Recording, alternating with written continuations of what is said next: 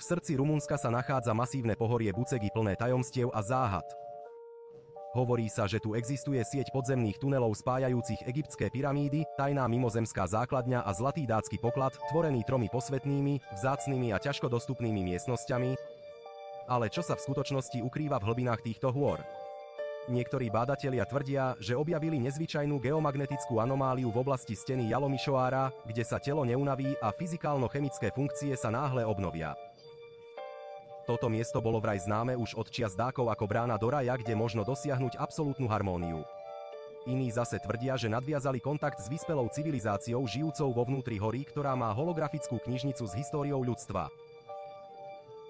Ale nie všetky tajomstvá Bucegi sú prospešné. Existujú aj legendy o portáloch, ktoré vás prenesú na iné miesta alebo do iných časov, o prameňoch liečiacich akúkoľvek chorobu, ale aj o nebezpečných pasážach v tuneli Izvor, ktorý vraj postavili nacisti, aby sa dostali ku dátskej komore. Aké ďalšie tajomstvá skrýva pohorie Bucegi? Aká pravda sa ukrýva za týmito príbehmi?